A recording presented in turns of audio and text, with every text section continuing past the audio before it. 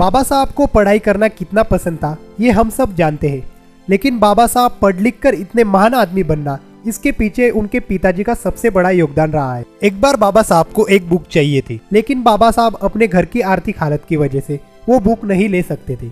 ये बात बाबा साहब अपने एक फ्रेंड को बताते हैं। तब बाबा साहब के फ्रेंड उन्हें कहते हैं कि तुम स्कूल जाते समय ट्रेन की टिकट के लिए जो पैसे लेते हो उस पैसों को तुम अपने पास ही रखो और ट्रेन से बिना टिकट लिए ही आ जाया करो। बाबा साहब को उनकी ये बात पसंद आती है, लेकिन बाबा साहब उससे उल्टा ही करते हैं। बाबा साहब वो पैसे तो अपने पास रखते हैं, लेकिन ट्रेन से जाने की बजाय स्कूल में पैदल ही आ जाया करते हैं। रोज ऐसा करने पर एक दिन बाबा साहब घर आते समय चक्कर आकर गिर जाते हैं। जब बाबा साहब को घर लाया जाता है, बाबा साहब के घर वाले उनसे पूछते हैं, तुम्हें चक्कर कैसे आए, तुम्हारी तबीयत अचानक खराब कैसे हुई।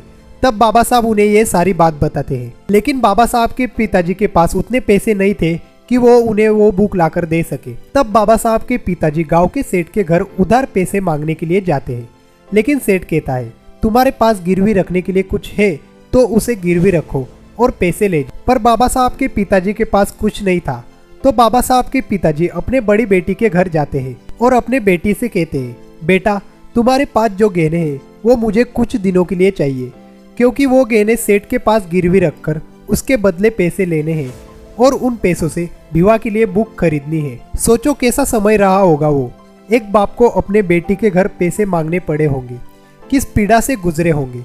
ऐसी बहुत सारी पीड़ा सही है बाबा साहब के पिताजी ने, और बाबा साहब को पढ़ाई के सिलसिले में जो भी लगा है वो लाकर दिया है। वीडियो कैसी लगी हमें कमेंट करके जरूर बताना, और हाँ, हमारे चैनल को लाइक और सब्सक्राइब जरूर करना। धन्यवाद।